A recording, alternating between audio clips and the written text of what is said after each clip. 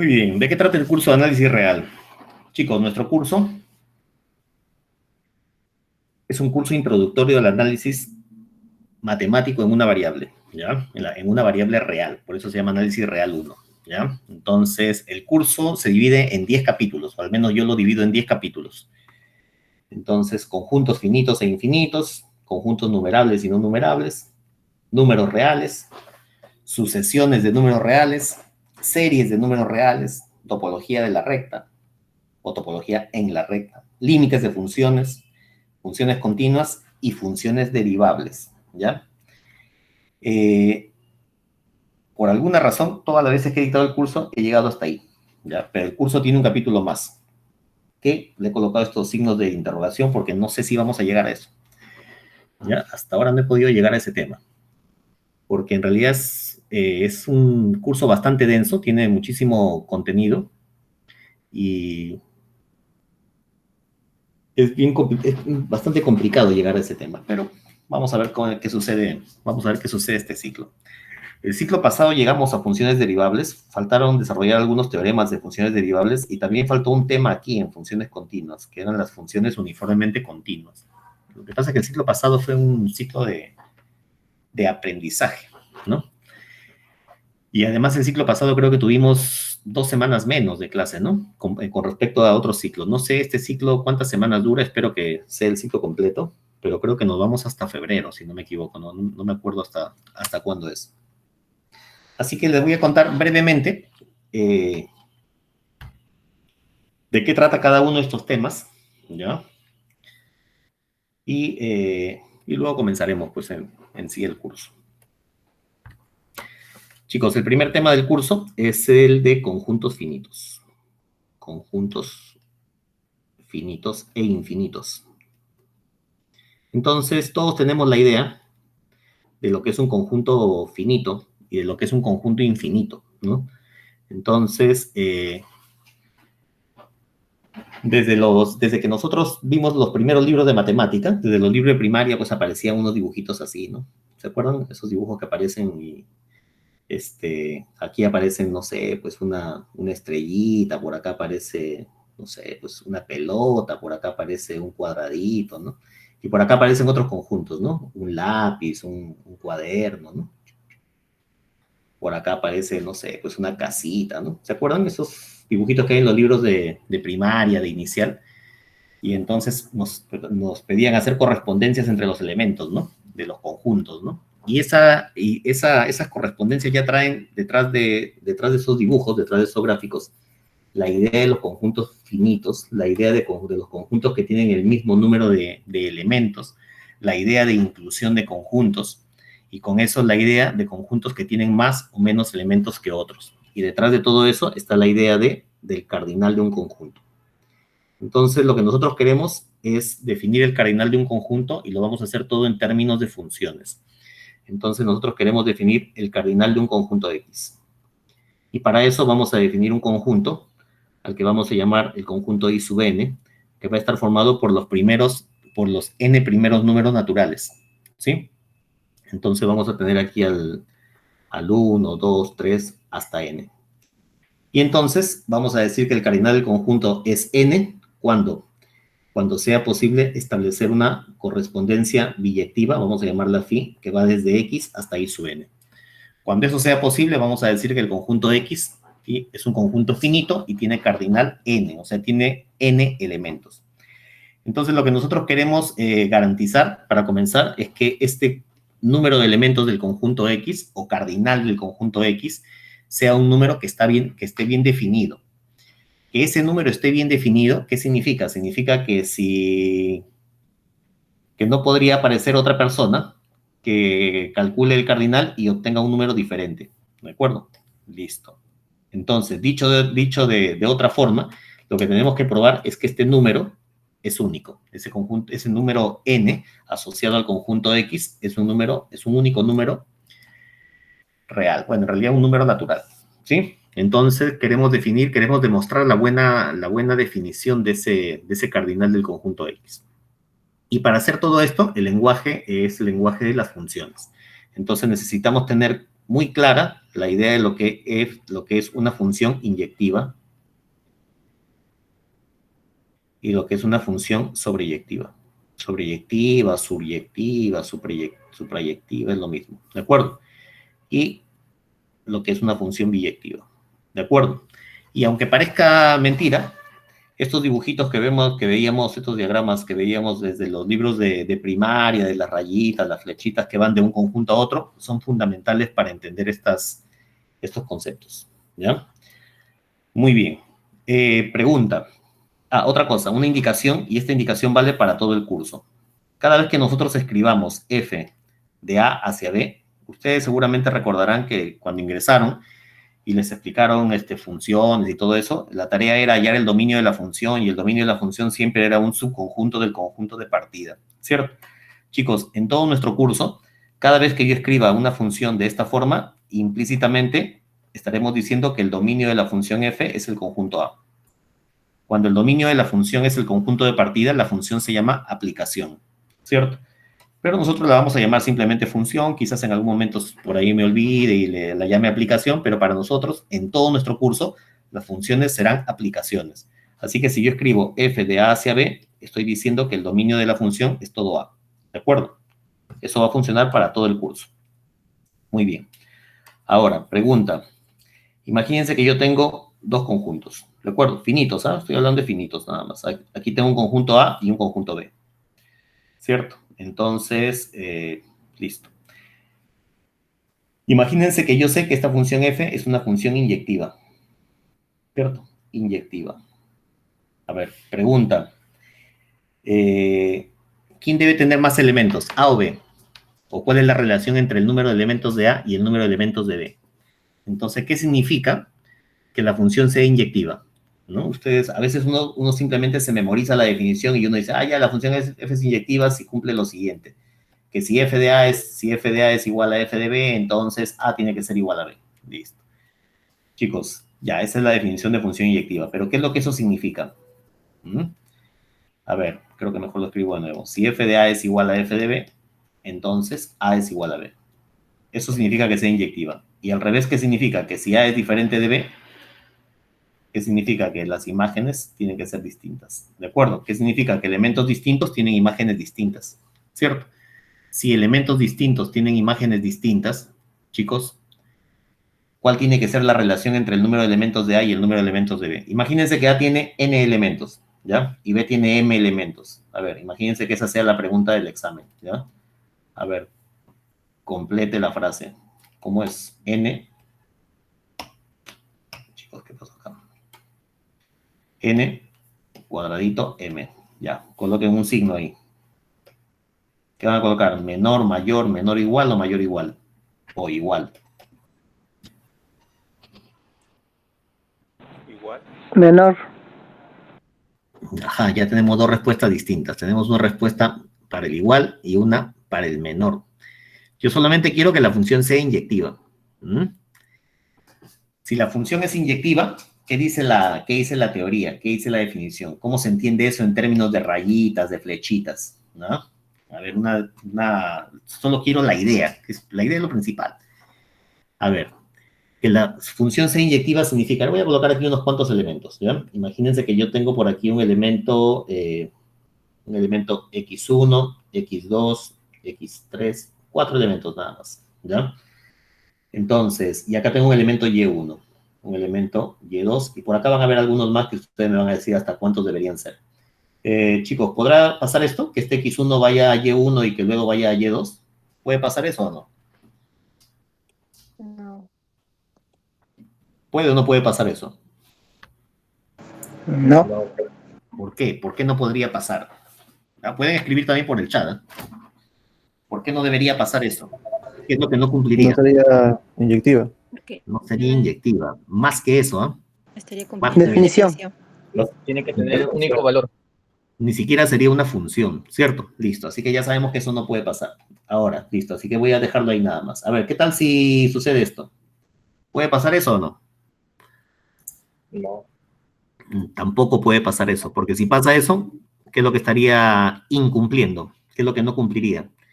Entonces la función no sería, ¿qué? La función no sería inyectiva, ¿cierto? Entonces, ¿qué significa que la función sea inyectiva? Significa que si este conjunto de partida tiene 4 elementos, chicos, esos 4 elementos tienen que ir a elementos distintos, tienen que tener imágenes distintas. Porque si 2 elementos, por ejemplo, el x1 y el x3 tienen la misma imagen, si f de x1 es igual a f de x3, como la función es inyectiva, ¿qué debería suceder? Debería suceder que x1 debería ser igual a x3. Y eso no sucede porque estoy diciendo que A tiene 4 elementos. Dicho de otra forma, y el lenguaje más apta para todos, significa que si yo tengo 4 elementos, de acá van a salir 4 flechas, 4 rayas para 4 elementos distintos. ¿Cierto? ¿Sí? Chicos, entonces pregunta. Ahora sí ya me pueden responder cuál es la relación entre n y m. ¿Qué signo le van a colocar aquí a ese recuadro? N igual a m, mayor igual, menor igual, mayor o menor. Yo quiero que la función sea inyectiva. Obviamente, si le coloco igual, entonces, bueno, ahí voy a tener 4 elementos, que vaya uno para cada uno distinto y funciona. Pero pedirle igual es demasiado, porque al pedirle igual, además le estaría pidiendo que sea sobreyectiva. Yo no quiero que sea tanto, yo quiero que solamente garantizar que sea inyectiva. Así que para que sea inyectiva, ¿qué es lo que tengo que garantizar? ¿Cuántos elementos por lo menos debería tener el conjunto B? Si el conjunto A tenía 4 elementos, el conjunto B debe tener también por lo menos 4 elementos, ¿cierto? Entonces, si el conjunto A tiene n elementos, ya vamos a escribirlo un poquito más general, si el conjunto A tiene n elementos, n, el conjunto B va a tener y sub m elementos. Chicos, ¿cuál es la relación entre n y m? Menor, mayor, menor, igual. El teclado tiene signos, ¿ah? Así que pueden utilizar también y pueden escribir por el chat. Menor igual, profe. Tiene que ser menor o igual, ¿cierto? Listo. Esa es la relación. Esa es la relación para la inyectividad, ¿de acuerdo? Tiene que ser menor o igual. Muy bien. Ahora vamos a cambiar la pregunta. El conjunto A tiene n elementos. El conjunto B tiene m elementos. Pero ahora yo voy a pedirle a la función f que sea sobreyectiva. ¿Cierto? A ver, ¿qué relación habrá? ¿Qué significa que sea sobreyectiva? Significa que todos los elementos del conjunto B son imágenes de algún elemento del conjunto de partida, ¿cierto? Listo. Entonces, pregunta, ¿cuál será la relación entre n y m? Dicho de otra forma, que sea sobreyectiva significa que a cada uno de estos elementos le va a llegar una flecha, ¿de acuerdo? Le va a llegar alguna flecha, ¿cierto? Entonces, ¿cuántos elementos tengo acá? Tengo m elementos, ¿sí? Entonces, en realidad no tengo ninguna... aquí no tengo mucha exigencia, porque podría ser, por ejemplo, imagínense que fuese una función constante. Si fuese una función constante, ¿qué va a pasar? Pasaría esto, ¿cierto? Listo, cubriría todos los de conjunto de partida, pero no cubriría todos los de conjunto de llegada. Entonces, chicos, ¿cuál sería la relación entre n y m? ¿Qué deberíamos exigirle a n y a m para que la función sea, para tener la esperanza de que sea sobreyectiva? Ahora sí que sea igual.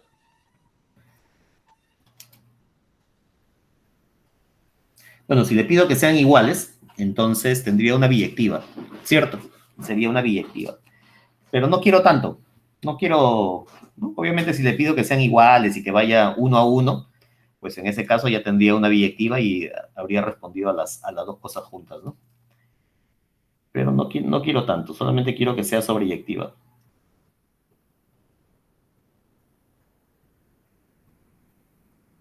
A ver, ¿cuál sería el caso extremo? El caso extremo. ¿Cuál podría ser ese caso extremo? Podría ser, por ejemplo, que a este elemento y sub 1 le lleguen varias flechas, ¿cierto? Puede ser que le lleguen varias. No hay ningún problema. Pero a este elemento y sub 2 le tiene que llegar por lo menos una, ¿de acuerdo? Y a cada uno de los demás elementos le tiene que llegar por lo menos una, ¿cierto? ¿Qué quiere decir? Entonces, ¿cuál sería la relación entre n y m? Mayor o igual. N y m. N mayor o igual que m, ¿cierto? ¿Sí? Muy bien.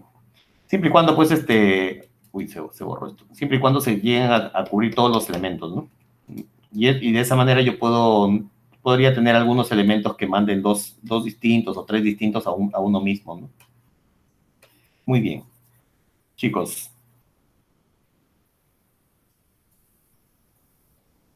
Imagínense ahora que tengo dos conjuntos. Creo que no debí borrarlo. X1, X2. Vamos a hacerlo nada más con 5 elementos, ¿ya? Con 4 elementos, X4. Entonces, y acá tengo Y sub 1, Y sub 2, Y sub 3, Y sub 4. Y sub 5. Y aquí tengo una función f. A ver, ¿podrá ser inyectiva esta función? Ahora estoy preguntando al revés. Ahora estoy colocando ya el número de elementos y estoy preguntando si esa función podría ser inyectiva. Sí, ¿Podría ser inyectiva esa función? Sí. ¿Mm? Sí. Claro que podría ser. Bastaría, por ejemplo, con que le asigne así, ¿no? Al X1 al Y1, X2 al Y2, X3 al Y3 y X4 al Y4. Profe, y el Y5 quedó libre. No interesa, ¿sí? No me están pidiendo que sea sobreyectiva. Me están preguntando si esa función podría ser inyectiva. Y sí puede ser. ¿De acuerdo? A ver, ahora voy a preguntar al revés. Ahora, imagínense que mi conjunto es así. X1, X2, X3, X4 y X5. ¿Podrá ser inyectiva esa función? No. ¿Ah? Esta función imposible que sea inyectiva, porque ustedes hacen esto, ¿no? X1, Y1, X2. Y este X5, como ya hemos dicho, para nosotros las funciones, si la función está definida en este conjunto, si este de acá es el conjunto de partida, ese es el dominio. ¿Qué significa? Que el X5 debe tener alguna imagen. Y como ya agoté todas las que tengo aquí en el conjunto de llegada, este X5 no le queda más que ir a alguna de ellas. Y entonces voy a tener dos elementos, según mi gráfico, el X3 y el X5, que tienen la misma imagen. Y si tienen la misma imagen, pues ya no sería una función inyectiva. Así que ahí es imposible. ¿De acuerdo? Entonces, pero esto que acabo de mostrarles y convencerlos con un gráfico, lo tengo que demostrar. ¿Sí? Eso es lo que queremos hacer nosotros. Esto que acabo de escribir, coloco aquí 5 elementos y estoy demostrando, al menos moralmente, que es imposible que exista una función inyectiva que vaya desde este conjunto A hasta este conjunto B, ¿ya? No existe. Entonces acá ya puedo escribir mi teorema. No existe función inyectiva f que vaya desde A hasta B. Listo. Entonces, esta pregunta vino en el examen final del ciclo pasado. Entonces, esto es imposible, pero deberíamos demostrarlo para un conjunto A que tenga, por ejemplo, n elementos, ¿no? Y aquí un m, con n mayor que m. Este teorema es un teorema bien conocido, se conoce de varias formas. Se conoce como el principio de... No escrito así, sino de otra forma. Se conoce como el principio de Dirichlet. O también, y ahí es más conocido, como, no sé si lo han escuchado, como el principio del palomar, ¿no? O a veces también en la literatura española se llama principio del palomar y en la literatura americana se llama principio de las cajas.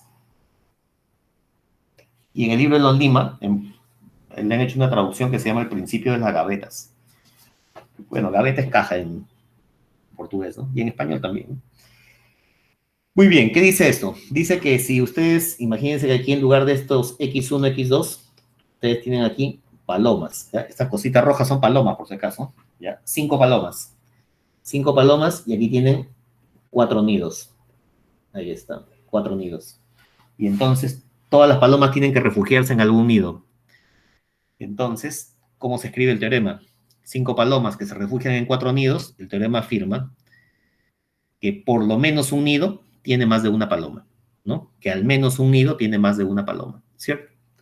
Listo. Y lo mismo sucede para cualquier número de palomas que sea mayor que 4, ¿de acuerdo? Aquí lo hemos dibujado para 5, pero si con cualquier número mayor que 4, la conclusión es la misma, que va a existir por lo menos un nido con más de una paloma, ¿cierto? Bueno, listo. ¿Cómo se prueba eso? Ya, chicos, eso lo tienen que hacer ustedes, ¿ya? Vamos a aprender a hacer eso. Y vamos a hacer eso con toda la teoría y la notación de las funciones, ¿sí? Entonces, queremos estudiar los conjuntos finitos en términos de biyecciones. Y si estudiamos los conjuntos finitos, y si decimos que un conjunto es finito cuando existe una biyección entre el conjunto X y este conjunto I sub n formado por los n primeros números naturales, pues un conjunto se llamará infinito cuando no cumpla eso, ¿sí? Y los conjuntos infinitos nosotros los hemos visto desde el colegio, ¿no? Desde el colegio estamos acostumbrados a escribir así, ¿no? N igual a 1, 2, 3, puntito, puntito. Y cuando nosotros vemos esta notación de puntitos, nosotros ya sabemos que significa que siguen infinitos elementos más, ¿no? ¿Y por qué será, no? ¿Por qué será que esa notación significa eso? O cuando vemos una suma como esta, ¿no? Un medio más un cuarto más un octavo, ¿no? Ni siquiera preguntamos nada porque ya sabemos que esta notación significa que hay infinidad de términos, ¿sí? Bueno, lo que nosotros queremos es entonces matematizar esta idea del infinito, ¿ya? Esta idea de tener conjuntos con infinidad de elementos, como el conjunto de los números naturales, como el conjunto de los números enteros, como el mismo conjunto de los números reales y los racionales también, ¿sí? Entonces queremos una definición para decir cuándo un conjunto se va a llamar conjunto infinito, ¿ya? Entonces de eso trata, chicos, el capítulo 1 y vamos a demostrar seguramente bastantes resultados, bastantes teoremas sobre esto. Muy bien.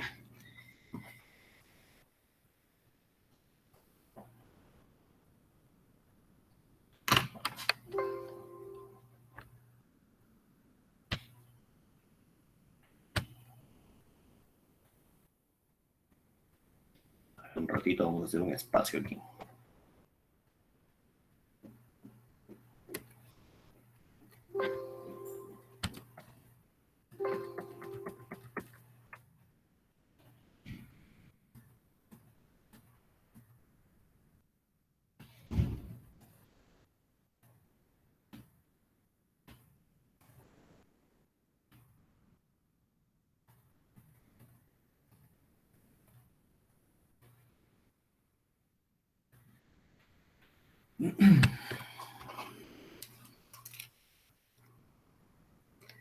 Muy bien, luego vamos a estudiar un concepto que se va a ver en todo el curso, que es el concepto de conjuntos numerables. Conjuntos numerables y conjuntos no numerables. Este es el capítulo 2 del curso. Y ahí, un conjunto numerable es un conjunto, como su nombre lo dice, que se puede numerar, ¿de acuerdo?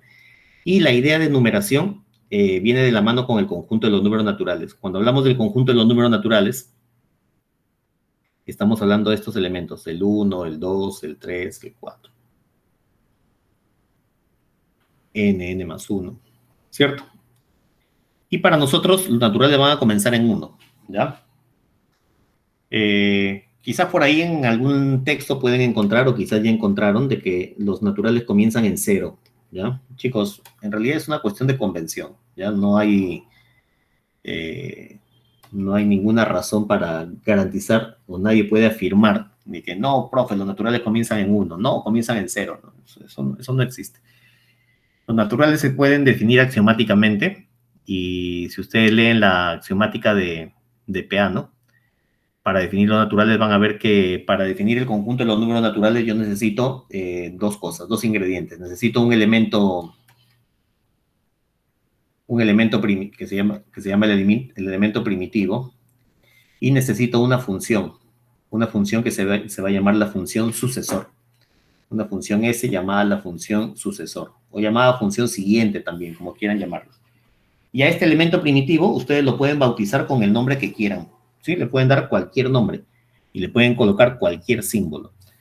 Si a este elemento primitivo lo bautizo con el nombre 1, ¿de acuerdo?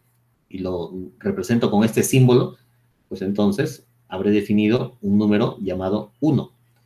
Y entonces la función sucesor, ¿cómo se define? La función sucesor a cada elemento del conjunto, a cada elemento X del conjunto, el conjunto N, te va a asignar otro elemento de N, ¿de acuerdo? Que se va a llamar el sucesor de X. El sucesor de X. Y entonces, como el 1 ya es un elemento, nosotros podemos definir el sucesor de 1. y al sucesor de 1 lo bautizamos con algún nombre. Estoy pensando que no conozco ningún número, por si acaso. Se me ocurrió representarlo así con este símbolo, como el que ustedes conocen, pero si ustedes quieren pueden representarlo con cualquier otro símbolo, ¿no? Que sea, por ejemplo, así, ¿no? Listo, que sea así, por ejemplo. Si a mí se me ocurre representar así el 1, bueno, que sea el 1, pues, ¿no? Y al S de 1 lo bautizo con el nombre de 2. Y si quieren lo representan así, y ya está. Que eso sea el 2.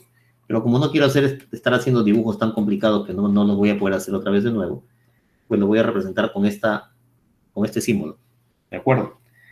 Y ahora que el 1 y el 2 ya son mis primeros números, entonces yo puedo definir el sucesor de 2.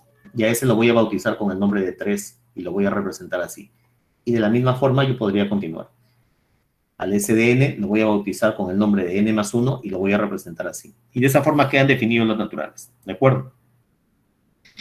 Y con esa función sucesor se pueden definir las operaciones de adición, de multiplicación, ¿sí? Y se pueden demostrar las propiedades de conmutatividad, asociatividad, ¿no? Y todo eso. Muy bien.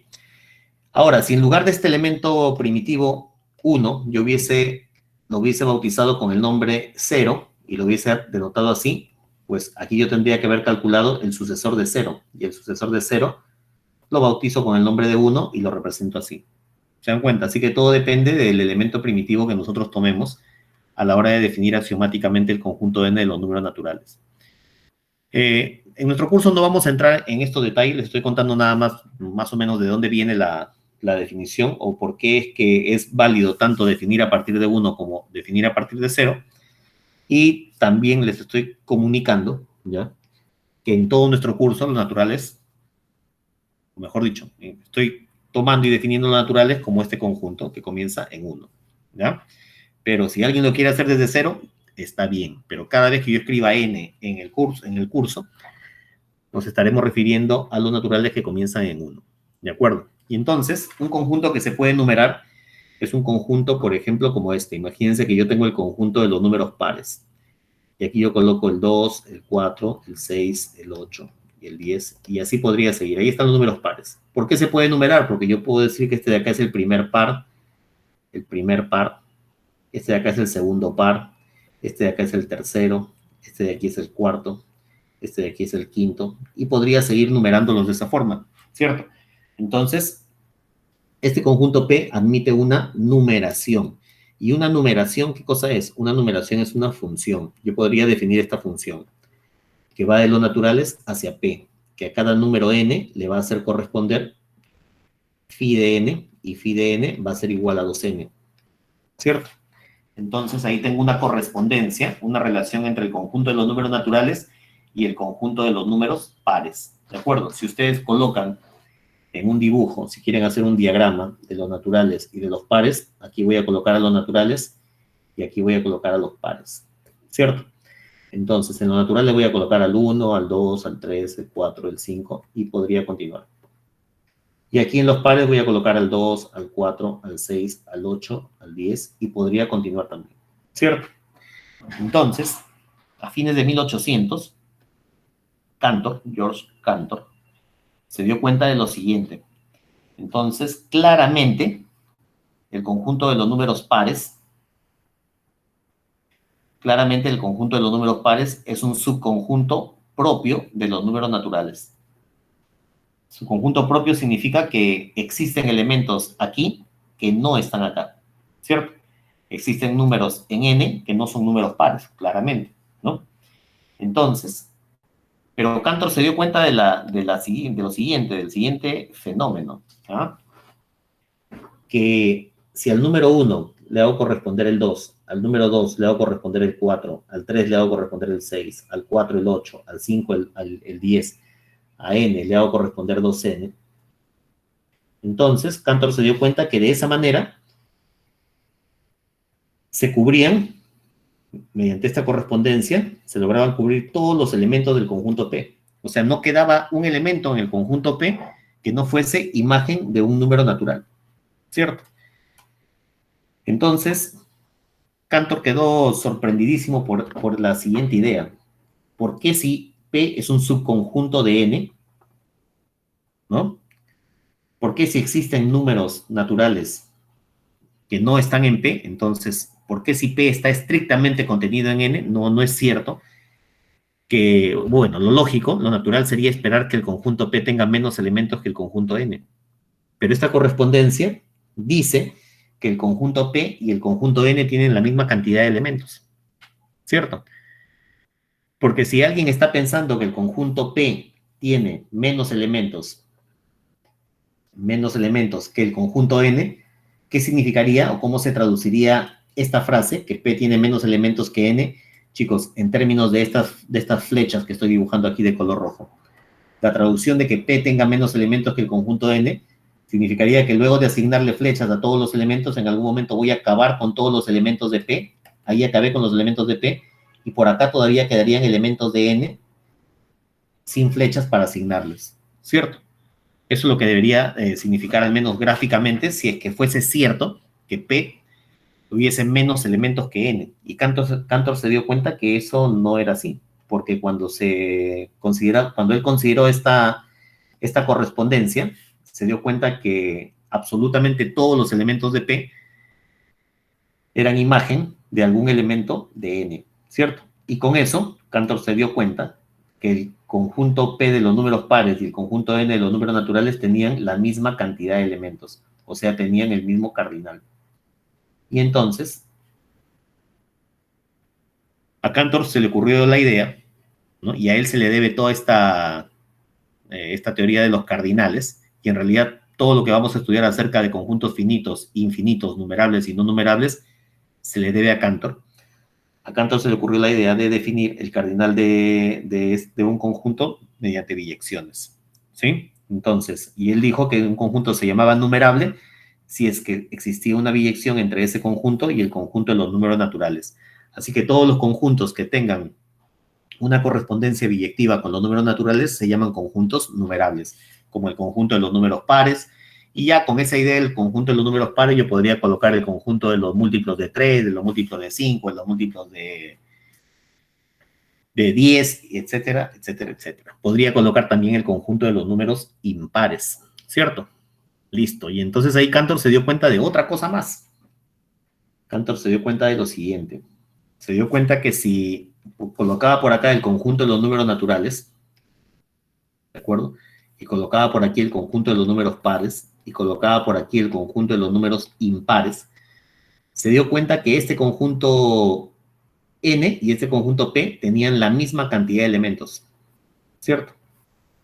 Y se dio cuenta que el conjunto N y el conjunto de los números impares también tenían la misma cantidad de elementos, y que además los tres conjuntos tenían infinidad de elementos. ¿Ah? Pero también se dio cuenta, bueno, en realidad eso se dieron cuenta muchas más personas antes, que el conjunto de los números naturales es la unión de los conjuntos de los naturales pares con los naturales impares. ¿Sí? Y además es una unión disjunta.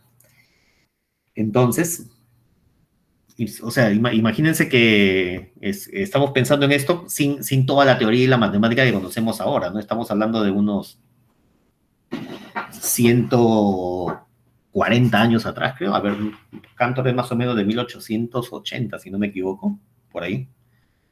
Ajá, unos 140 años, ¿no? Muy bien. Entonces, y ahí es donde Cantor comienza con toda la teoría de los infinitos, y a Cantor se le ocurre la idea de que existen diferentes infinitos. Diferentes infinitos. Existen diferentes conjuntos infinitos. Y es que la idea del infinito es una idea bien antigua. La idea del infinito viene desde la época de los griegos, ¿no? Los griegos pensaban que la suma, los griegos afirmaban que la suma de infinitas cantidades no puede ser finita. ¿Mm? Que la unión de infinitas cantidades no puede ser finita. Entonces, estas ideas de Cantor iban contra todas las ideas que venían desde siglos atrás. Entonces, mucha gente no le creyó a Cantor, ¿no? Y hay toda una historia acerca de la vida y los estudios de Cantor que vale la pena, chicos, que la lean o que se miren un videíto en YouTube, por lo menos para que se enteren, ¿no? Entonces, Cantor dedicó toda su vida al estudio del infinito y a la matematización del infinito. y fue intercalando esos estudios con sus ataques de esquizofrenia, que lo llevaban a estar recluido y a pasar mucho tiempo de su vida en un manicomio. Por eso es que la gente tampoco le creía mucho acerca de las teorías que tenía. Pensaban que era fruto de su locura. Bueno, muchos años después, la teoría de Cantor y la teoría de los conjuntos numerables, finitos, infinitos y de los números transfinitos, pues adquirieron la importancia que tienen hoy, ¿no? Y toda la teoría de conjuntos inclusive está basada en las ideas de Cantor, ¿no? ¿Y qué sería la matemática sin la teoría de conjuntos que manejamos hoy? Creo que no podríamos escribir casi nada en nuestro curso sin teoría de conjuntos. Así que, chicos, lo que vamos a estudiar nosotros es cómo caracterizar un conjunto numerable. Vamos a averiguar cuándo un conjunto se puede numerar, ¿ya? Y no siempre es posible. Pues la definición dice esto, ¿no? Dice que un conjunto de X es numerable. Un conjunto X es numerable. A veces también se le llama enumerable, y en algún libro podrían encontrarlo con el nombre de contable. Es lo mismo, ¿eh? Todo es lo mismo. Entonces, un conjunto se llama numerable si solamente si existe una biyección que va de los naturales hacia X. ¿De acuerdo? Una función biyectiva que va de N hacia X. Esta es nuestra definición. Eso será para nosotros un conjunto numerable. Pero no quiere decir que para demostrar la numerabilidad de un conjunto yo voy a tener siempre que exhibir una función biyectiva, porque si me piden, demuestra que el conjunto de los múltiplos de 3 es un conjunto numerable, pues ahí es facilito, ¿no? Entonces defino mi función phi que va de n hacia este conjunto X, que a cada n le hace corresponder 3n, y listo. Esto es una biyección y se acabó, ya. Pero no todos los conjuntos numerables son tan fáciles de expresar. Por ejemplo, Cantor también demostró un teorema que mucha gente no le creyó, ¿no? Y si ustedes están viendo el teorema por primera vez, seguramente también les va a resultar difícil de creer, y es que el conjunto Q de los números naturales se puede numerar. El conjunto Q, dije naturales, perdón, racionales, ¿ya? El conjunto Q de los números racionales se puede numerar. Y entonces, en ese caso, no es que uno pueda exhibir explícitamente una biyección que vaya de n hacia q, o si se puede hacer va a ser muy complicado, sino que vamos a demostrar la numerabilidad del conjunto q de los números racionales mediante algún teorema, ¿sí? Vamos a demostrar algunos teoremas que nos permitan caracterizar la numerabilidad de un conjunto, ¿de acuerdo? Muy bien, inclusive Cantor, ¿ya? Vamos a hacer la demostración que vamos a hacer, y casi todas las demostraciones de este capítulo son las demostraciones que se le deben a Cantor. Cantor tiene una demostración que mejor la voy a hacer después. Ya. Una demostración acerca de la numerabilidad del conjunto Q de los números racionales que se llama el argumento diagonal de Cantor. Listo, entonces vamos a probar la numerabilidad de los racionales de dos maneras. Y así como hay conjuntos numerables, también hay conjuntos que no se pueden numerar, ¿sí? Entonces, y este teorema también se le debe a Cantor, y es que R no es numerable. El conjunto de R de los números reales no es numerable.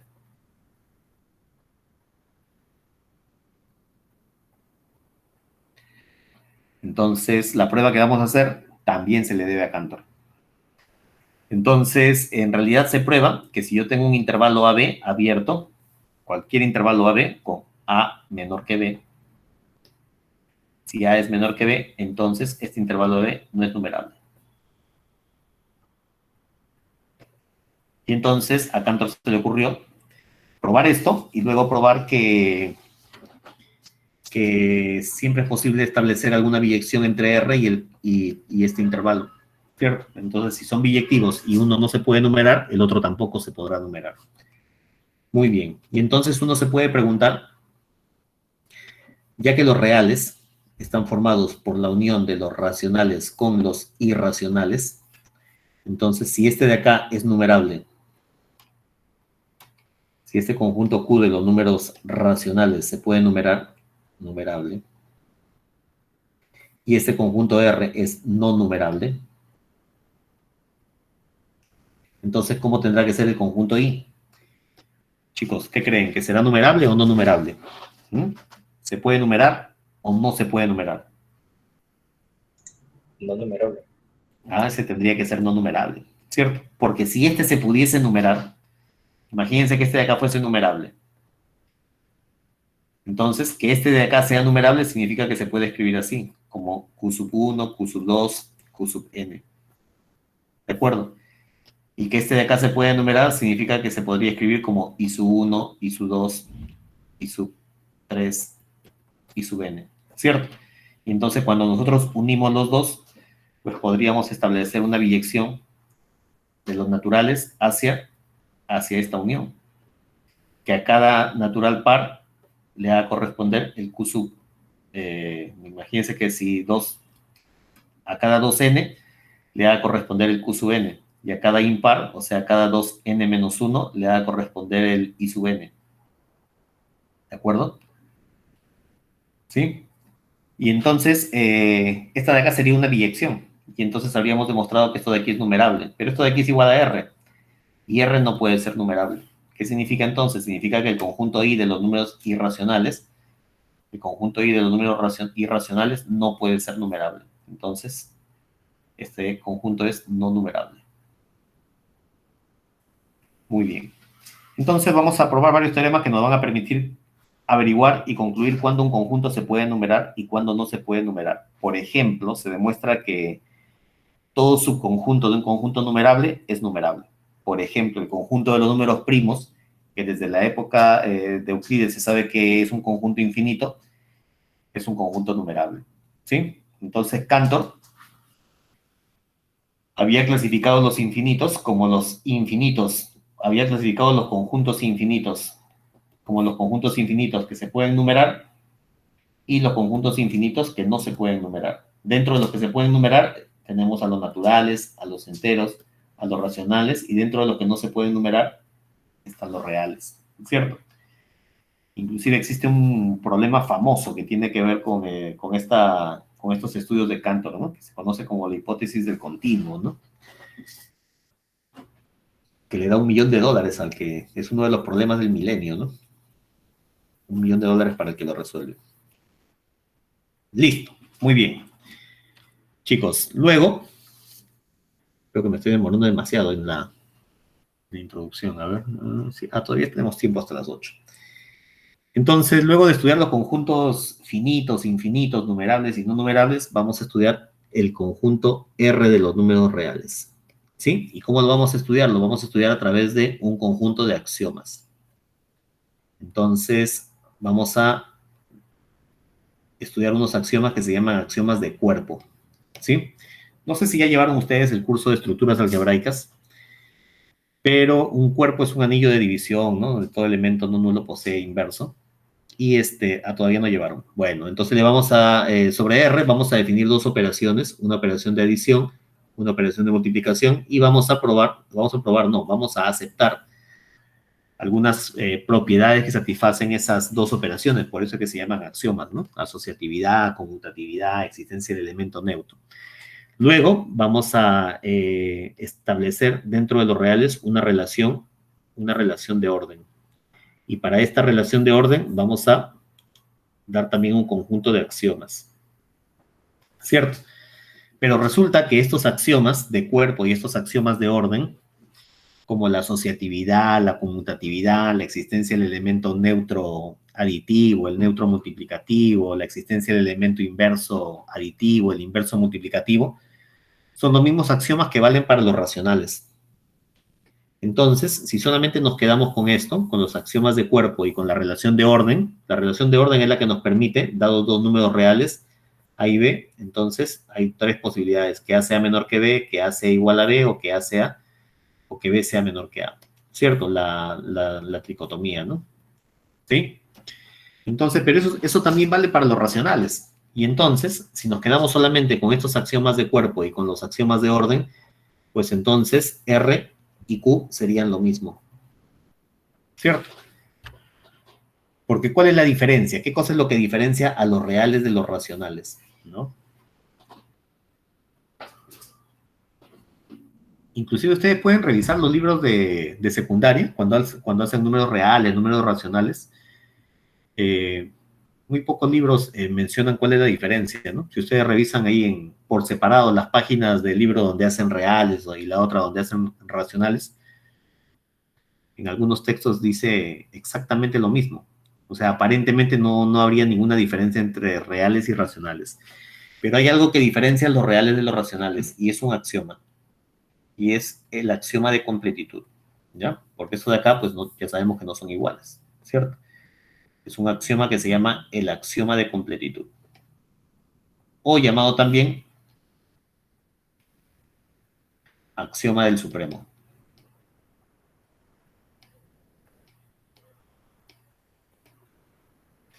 Muy bien. Así que lo que vamos a hacer es, sobre el conjunto de los números reales, vamos a presentar ese axioma. Así es, correcto, el axioma del supremo. Vamos a presentar ese axioma y vamos a demostrar que, mediante un ejemplo, que el conjunto Q de los números racionales no satisface, no cumple ese axioma. El axioma del supremo dice que todo conjunto acotado superiormente posee supremo. Y entonces lo que vamos a hacer es encontrar un conjunto dentro de los números racionales que va a estar acotado superiormente. Les puedo decir cuál es, ¿no? Conjunto de todos los números racionales, tal que x al cuadrado sea menor que 2. ¿Sí? Y también podría definir este otro conjunto, el conjunto de todos los números racionales, tal que 2 sea menor que x al cuadrado. Este conjunto tiene un supremo y este conjunto de aquí tiene un ínfimo. Pero resulta que el supremo del conjunto A, observen que el conjunto A está contenido dentro de los racionales. Y el conjunto B también está contenido dentro del conjunto de los racionales. Pero, como vamos a probar más adelante, el supremo del conjunto A no es un número racional. Y el ínfimo del conjunto A tampoco es un número racional. En realidad me basta con uno de los dos ejemplos. ¿Sí? Vamos a demostrar que el supremo del conjunto A es la raíz cuadrada de 2. Y la raíz cuadrada de 2 no es un número racional. ¿Ok? Listo. Entonces, el axioma de completitud o axioma del supremo es el ingrediente que tiene el conjunto R de los números reales y que no tiene el conjunto Q de los racionales, ¿sí? Es lo que hace la diferencia. Un ratito que se está acabando la batería.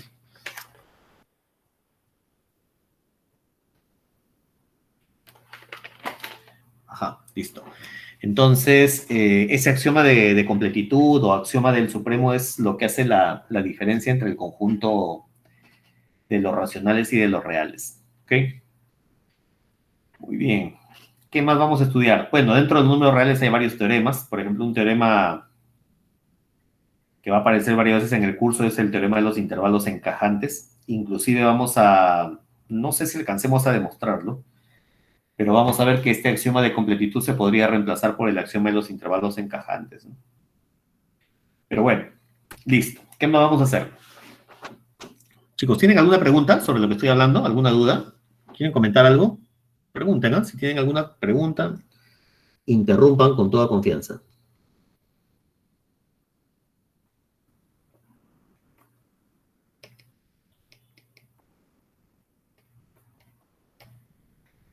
No hay preguntas. Ya. Claro, hasta ahora. Seguro. Ya, muy bien. Por acá tenemos una pregunta. No es una pregunta. Dice, ¿qué hay de la construcción de los números reales? Chicos, aquí en nuestro curso, yo creo que ya en ningún curso de la carrera se hace la construcción de los reales, pero antiguamente había un curso que se llamaba Fundamentos de la, ¿cómo se llamaba? Fundamentos de la Historia de la Matemática, si no me acuerdo. Y en ese curso se estudiaba la construcción de los números reales. Porque cuando nosotros partimos de esta forma, dando los axiomas, ya estamos aceptando que existe un conjunto al que hemos bautizado como conjunto de los números reales, ¿no? Y que lo hemos denotado con esta letra R. Pero no estamos construyendo el conjunto. Entonces, sí, pues en nuestro curso no construimos el conjunto. Pero una manera de construir es a través de las cortaduras, ¿no?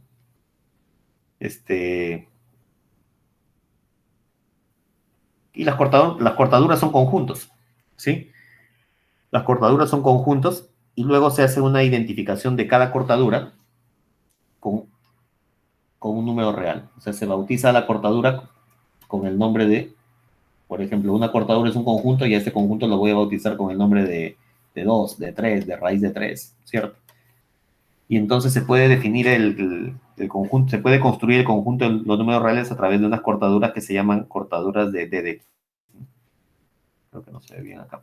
Esa es una manera de hacerlo. Otra manera de construir el conjunto de los números reales es a través de sucesiones. Se puede construir el conjunto de los números reales a través de un tipo de sucesiones que se llaman sucesiones de Cauchy. ¿Sí? Y otra manera es a través de un proceso que se llama, bueno, esto no es español, no es castellano, esta palabra no está en el diccionario, pero consiste en completar un conjunto. Se llama, bueno, lo voy a llamar completamiento, ¿no? O completación, ¿no? Bueno, ninguna de las dos, ni completamiento ni completación, está en el diccionario, así que no sé cuál sería una buena traducción, ¿ya? Entonces, el conjunto de los números reales se puede obtener completando Q.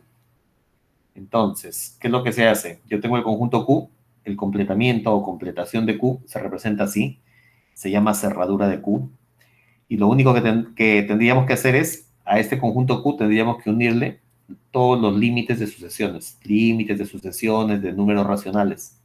Eso se llama completamiento. Y ese completamiento lo denotamos así y lo bautizamos como R, ¿de acuerdo? Es otra manera de construir el conjunto de los números reales a través de un completamiento o una completación. Chicos, pero infelizmente ese tema no lo vamos a hacer en el curso, ¿ya? Así que esa es una de las cosas que queda como tarea para que ustedes lean. Muy bien.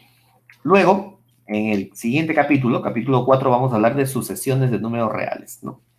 Y este es un tema con el que ustedes pues, ya se han visto y se han encontrado un montón de veces desde la primaria, ¿no? Desde la primaria nos dicen, a ver, se tiene la siguiente sucesión, 2, 4, 6, 8, 10, 12, ¿no? ¿Qué número sigue? Ya. O si no, nos dicen cosas como esta, ¿no? Un medio, un cuarto, un octavo. Uno sobre, ¿qué sigue? 16, ¿no? Y así. ¿Qué número sigue? ¿Se acuerdan de esos problemitas? Bueno, claro que se pueden formular cosas más complicadas, ¿no? O también cosas como estas, ¿no? Un medio más un cuarto más un octavo más un 32avo más. ¿Cuánto vale? ¿Cuánto vale esa suma? Y todo eso tiene que ver con, todas esas expresiones tienen que ver con sucesiones de números reales, ¿ya? Como vamos a ver, una sucesión es una función que va de los naturales hacia los reales, que a cada número n le hace corresponder un número real al que vamos a bautizar como x sub n. ¿De acuerdo? Por ejemplo, a 1 le hago corresponder un medio, a 2 le hago corresponder un cuarto, a 3 le hago corresponder un octavo, acá está mal, ¿no? Acá es 1 sobre 16. A 4 le hago corresponder un 16avo y así. Entonces, ¿qué es lo que queremos saber? Queremos saber, primero, cuando una sucesión es convergente, cuando una sucesión se aproxima a algún valor, ¿sí?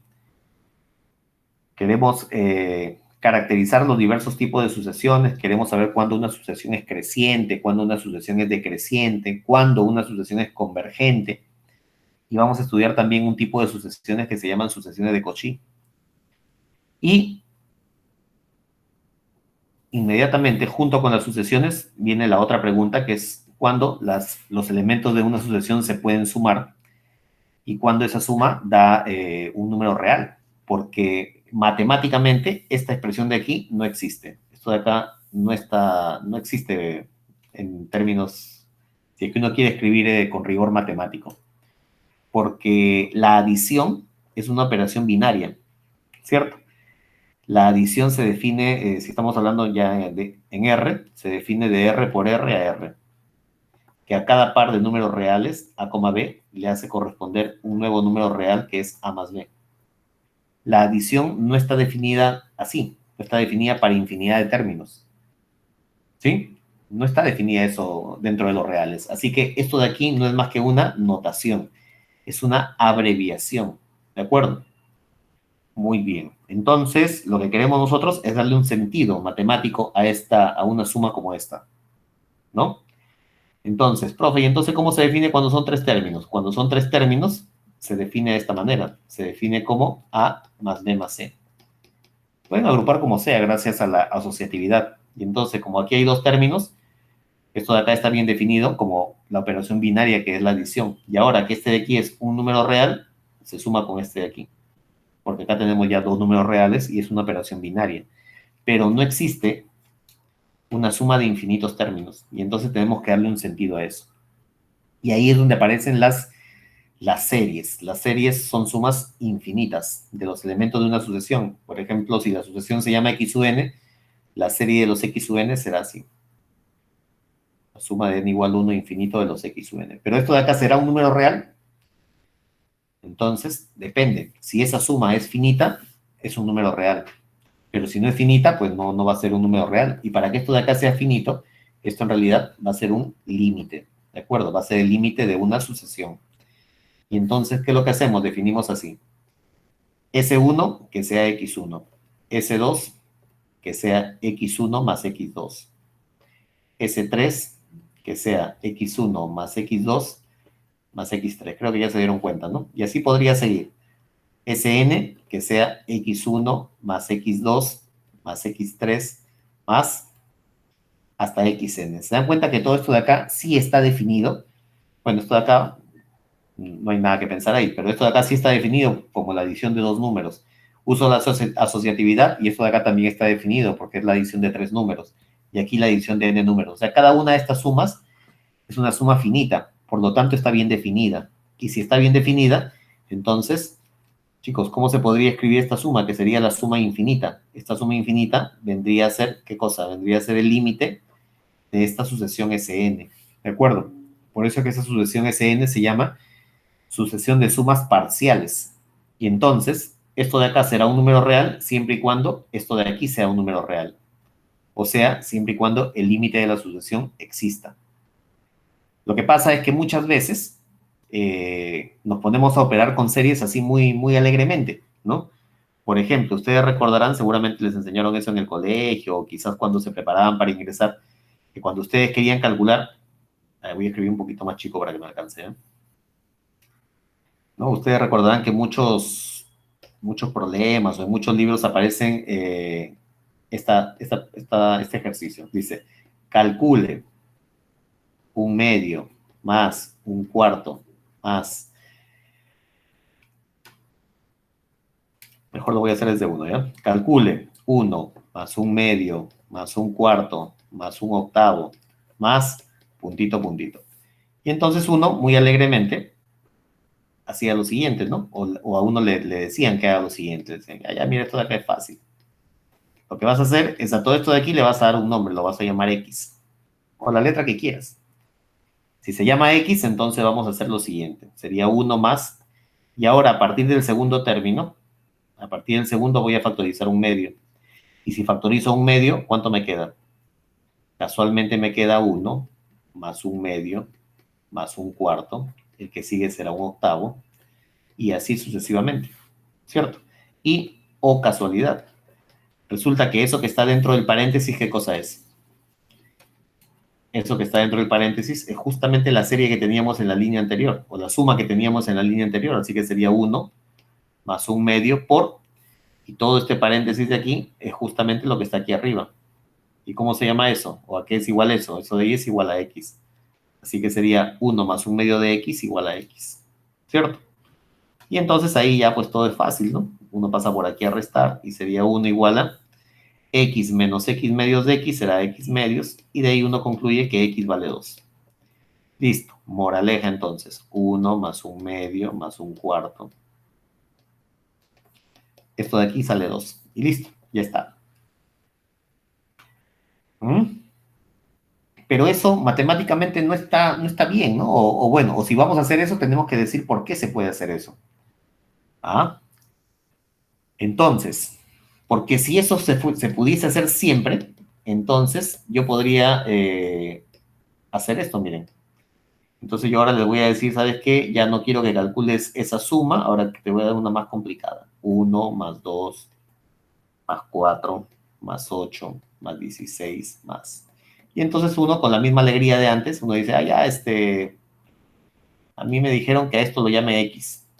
Ya está, llámalo X. Y después me dijeron que factorice. Muy bien, factoriza. Y cuando factorizan, ¿cuánto les va a quedar? Les va a quedar 1 más 2 más 4. Y, oh casualidad, queda lo mismo que tenía antes, ¿cierto?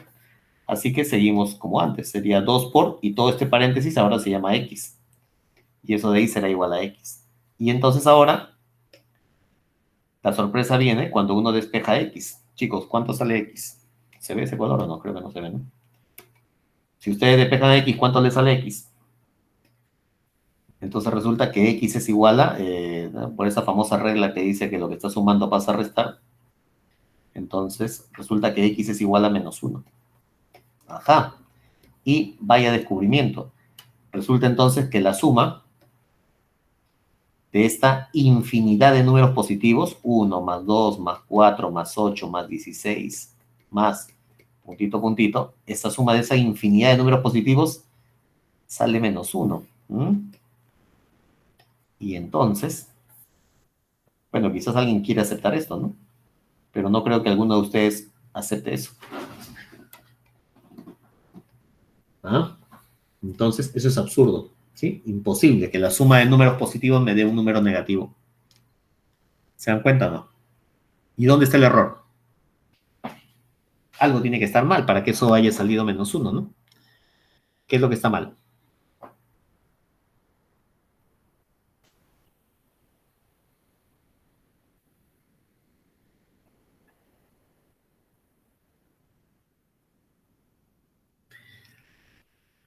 Chicos, ¿me están escuchando o estoy hablando solo? Que uno, uno converge y el otro no. Ya. ¿Y cómo se sabe cuál converge y cuál no converge? Entonces, lo que sucede es que en esta notación, chicos, esta notación de los puntitos, entonces que todos entendemos y aceptamos desde el colegio de que se trata de, o significa que hay infinidad de términos, pues no se puede usar si es que esa suma converge. O cuando ustedes, por ejemplo, le igualaron esta expresión donde lo dice acá arriba. No, acá. Cuando a alguien se le ocurre igualar esto de aquí a X, ya desde el momento que estoy igualando esto a X, lo mismo dice aquí arriba, miren, ¿dónde está? Acá. Desde el momento que ustedes igualan a X, indirectamente están diciendo que se trata de un número real. Si no, no lo pueden igualar a X. ¿Sí? Y al decir que es un número real, están diciendo que esa suma es finita. Entonces, profe, ¿por qué en el primer caso sí funciona? Porque realmente esta suma es finita. ¿Ya? Y en este caso, en este segundo caso, no es finita. Y eso tiene que ver con el hecho de que en ambos ejemplos estamos ante una sucesión geométrica. ¿Ya? Y la suma pues me va a dar una serie geométrica. Y esta sucesión geométrica pues tiene una razón. Y en el primer caso, la razón es 1/2. En el segundo caso, la razón es 2. Y como vamos a demostrar nosotros más adelante, las sucesiones geométricas, la suma de los elementos de una sucesión geométrica converge siempre y cuando la razón sea menor que 1. ¿Sí? Si la razón es positiva menor que 1, bueno, en realidad creo que también si no me acuerdo, si mal no recuerdo, para una razón entre -1 y 1, la serie es convergente, la suma es convergente. ¿Sí? O sea, la serie es convergente. Pero si la razón es mayor que 1, la serie diverge. Por eso es que en el segundo caso salió divergente, por eso que este procedimiento no es correcto. Y en el segundo caso funcionaba todo bien. ¿Por qué? Porque se trataba de una serie que tiene razón 1/2 y al ser menor que 1 es convergente. Entonces lo que nosotros vamos a hacer en estos capítulos de sucesiones y series es darle sentido a ese tipo de sumas. ¿Sí? Bueno, y a otras sumas un poco más complicadas, ¿no? Muy bien. Entonces, ¿qué más? Chicos, si tienen alguna pregunta, pregunten, ¿ya? Con confianza. ¿Qué capítulo era? 6, capítulo 6. Luego, en el capítulo 6 vamos a estudiar la topología de la recta. Bueno, en realidad es una introducción a la topología, ¿no? Y vamos a estudiar diversos tipos de conjuntos, como los conjuntos abiertos,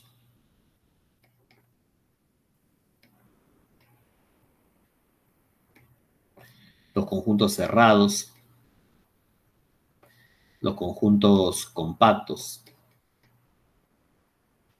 ¿de acuerdo? Y vamos a estudiar un conjunto famoso que se llama también el conjunto de Cantor, ¿sí? Nuevamente Cantor. Cantor es uno de los personajes que está más presente en todo el curso. Y cuando hablemos de conjuntos abiertos, hablaremos de puntos interiores. Cuando hablemos de conjuntos cerrados, hablaremos de puntos adherentes. También vamos a hablar de puntos de acumulación. Vamos a hablar ¿de qué? De conjuntos acotados. Vamos a ver que un conjunto compacto es un conjunto que sea cerrado y acotado. Vamos a hablar de conjuntos conexos. Vamos a hablar de escisiones, ¿sí? Y y vamos a ver que este lenguaje de los conjuntos abiertos, o que es en realidad el lenguaje de lo que se llaman las vecindades de conjuntos, es lo que nos va a permitir luego hablar de límites de funciones continuas, de funciones derivables, ¿no? Porque cuando ustedes calculan el límite de una función, y ya hablando del capítulo 7, cuando ustedes hablan de límites de funciones, entonces, ¿cuál es el requisito, chicos, para que este límite cuando x tiende al punto A, tenga sentido, ¿no? Entonces, cuando ustedes quieren aproximarse al punto A, primero tienen que garantizar que se pueden aproximar al punto A.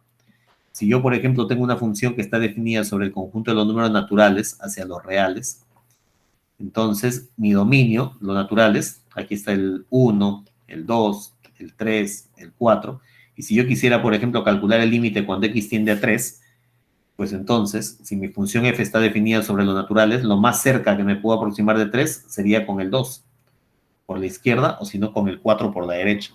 Y la idea que nosotros tenemos del límite es la idea de proximidad. Así que si nosotros queremos aproximarnos al punto 3, pues tenemos que garantizar que si este de aquí es el punto 3 y yo tomo un intervalo muy pequeño, por más pequeño que yo lo tome, voy a tomar aquí un intervalo pequeñito que ni lo van a ver, entonces le coloco una lupa, ahí está.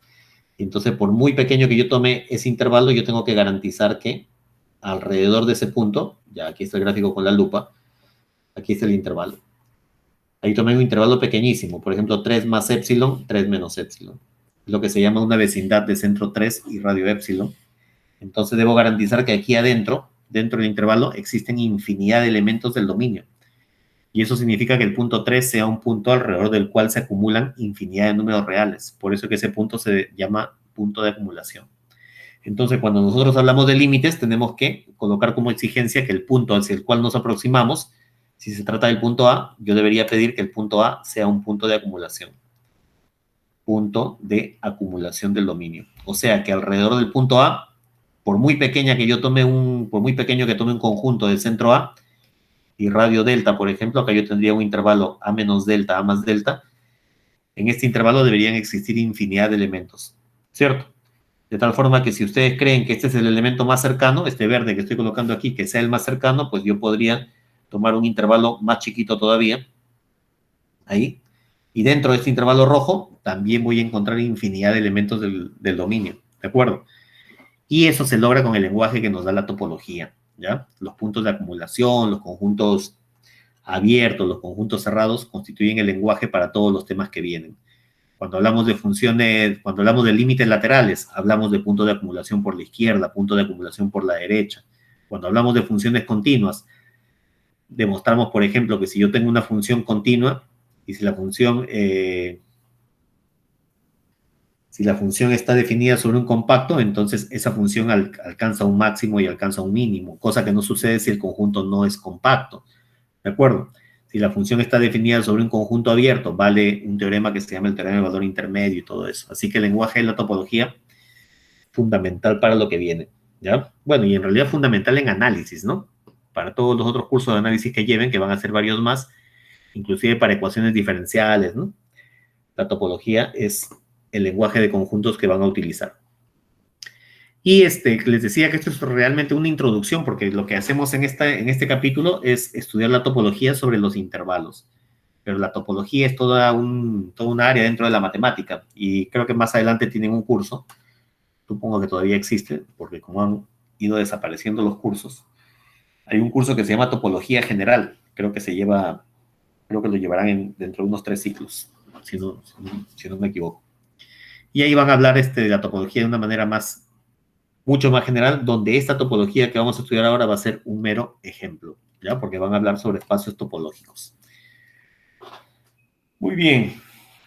Y entonces, cuando hablemos de límites, pues hablaremos de la existencia de límites, hablaremos sobre los límites laterales, ya lo dije, sobre los límites infinitos, sobre los límites al infinito, ¿de acuerdo? Y luego hablaremos sobre las funciones continuas. Y como ustedes saben, desde su curso de cálculo, que una función sea continua, intuitivamente, ¿qué significa? Significa que esa función se puede dibujar de un solo trazo, ¿cierto? Significa que, por ejemplo, esta de acá es una función continua, ¿sí? Muy bien. Entonces, la idea de continuidad es la idea de proximidad, ¿ya? Entonces, vamos a definir la continuidad de una función utilizando límites de funciones, ¿sí? Así que la herramienta para eso son los límites y la topología también, ¿no? Y vamos a probar algunos teoremas que son de los más importantes del curso, y uno de ellos es el teorema del valor intermedio. El teorema del valor intermedio garantiza que si, por ejemplo, tengo por aquí mi par de ejes, eje X y eje Y, y si yo tengo una función que sea continua, por ejemplo, si yo sé que la función pasa por este punto y pasa por este punto, el teorema del valor intermedio nos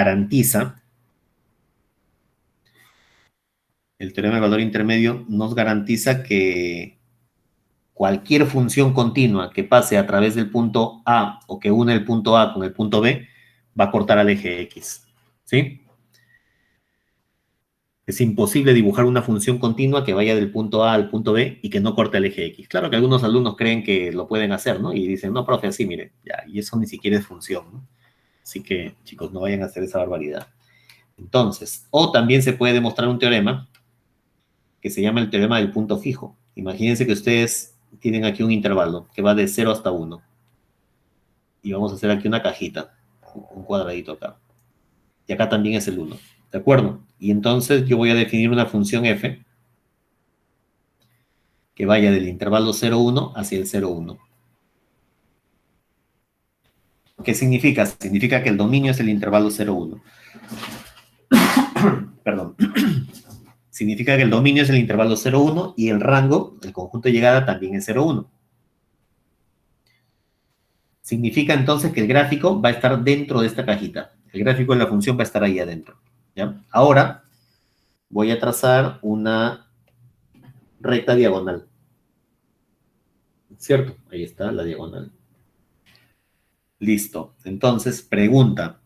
¿Existirá una función que sea continua, que vaya del 0, 1 a 0, 1 y que no corte a la diagonal, cuyo gráfico no corte a la diagonal? ¿Se podrá o no se podrá? ¿Ah? Existirá una función continua. Podrían graficar dentro de ese cuadradito una función que sea continua, definida en todo 0, 1, ¿ah? Y cuyo gráfico no corte a la diagonal. Y eso tiene que ver también con este teorema, que es uno de los teoremas centrales de nuestro curso, que es el teorema del valor intermedio. Y es que si la función está definida en 0, 1, pues tiene que estar definida, para comenzar, en 0 y en 1. Imagínense que cuando la definen en 0, f en 0 valga, bueno, si vale esto, si f en 0 vale 0, bueno, ya cortó la diagonal, no habría nada que probar, ¿de acuerdo? Pero imagínense que f en 0 sale acá, ¿ya? Así que la función comienza ahí. Y ahora voy a calcular f de 1. F de 1, si f de 1 está aquí, en el vértice, pues tampoco hay nada que probar porque ya cortó la diagonal. Así que voy a suponer que no la corte. Si no la corta, imagínense que f de 1 sea esto de acá. ¿De acuerdo? Listo. Entonces, en otras palabras, lo que estaría preguntando es si se puede trazar una función que sea continua, que vaya desde este punto hasta este punto. Y que no corte la diagonal. ¿Se puede o no se puede? El teorema de valor intermedio nos dice que es imposible. ¿De acuerdo? Imposible trazar una función continua que vaya de este punto a este punto y que no corta la diagonal. Entonces la función va a cortar sí o sí a la diagonal, por lo menos una vez. Imagínense que sea así. Pero como es la diagonal, ustedes saben que esta diagonal tiene ecuación y igual a x. ¿De acuerdo? Y entonces aquí abajo yo voy a encontrar un punto que sea el punto C, por ejemplo. Y aquí arriba tendremos el punto F de C. ¿De acuerdo? Pero como este punto C, F de C pertenece a la diagonal, significa que pertenece al gráfico de esta función, y igual a X. Entonces, ¿qué significa? Significa que F de C tiene que ser igual a C. Y los puntos cuya imagen es el mismo punto se llaman puntos fijos. Así que este es el teorema del punto fijo de Brouwer. ¿Qué dice el teorema del punto fijo? Dice que toda función continua definida de un intervalo cerrado en sí mismo posee por lo menos un punto fijo. ¿Sí? Y entonces resultados como esos son los que vamos a probar. Y esto tiene una serie de aplicaciones, ¿eh? Tiene un montón de aplicaciones. Y hay unas situaciones que inclusive en las últimas Olimpiadas de Matemáticas se van preguntando, ¿no? Bueno, luego les cuento más de eso. ¿Qué más? Y por último, bueno, digo por último porque ya la historia me dice que hasta aquí llegamos. Vamos a estudiar la derivada de una función. Las funciones derivables. ¿Sí? Vamos a ver cuándo una función es derivable. Vamos a hablar sobre las derivadas laterales. Y lo que más nos interesa, o lo que más vamos a estudiar en este capítulo, son un tipo de teoremas que se llaman teoremas de conservación del signo. Sí, vamos a ver varios resultados de conservación del signo, teoremas de conservación del signo. Y es que ustedes saben, desde su curso de cálculo, que estudiando el signo de la derivada, sabremos si la función es creciente o decreciente. Estudiando el signo de la derivada podríamos descubrir si la función tiene máximos, tiene puntos máximos o tiene puntos mínimos. Estudiando el signo de la segunda derivada podríamos saber cómo se curva el gráfico de una función, porque eso tiene que ver con la concavidad de la función, ¿cierto? Y vamos a estudiar también algunos teoremas, como el teorema de Rolle, el teorema de Lagrange, ¿sí? El teorema de Hospital, ¿sí? Para calcular límites que tienen la forma 0 sobre 0 o la forma infinito sobre infinito. Muy bien. Chicos, y si nos alcanza el tiempo, vamos a ver cómo nos va este ciclo, haremos integrales, ¿ya? Y la integral que estudiamos es la integral de Riemann, y estudiamos la integral de Riemann como el límite de la suma de Riemann, o como el límite de las sumas superiores y de las sumas inferiores, ¿sí? Y estudiaremos los teoremas fundamentales del cálculo, primer y segundo teorema fundamental del cálculo, y seguramente las propiedades de las integrales, ¿no? Y listo, chicos, de eso trata nuestro curso. Entonces, he hecho un resumen de lo que vamos a hacer durante todo el ciclo, o lo que espero que hagamos durante el ciclo. Muy bien, todo esto, todo lo que voy a hacer, está basado en el libro de Elon Lima, bibliografía.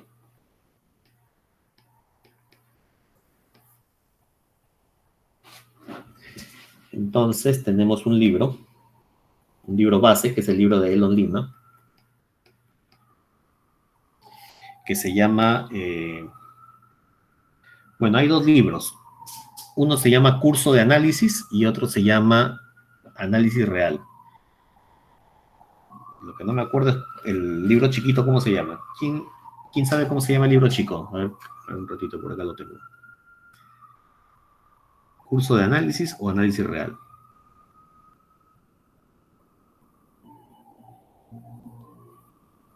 Ah, se llama Análisis Real, acá está.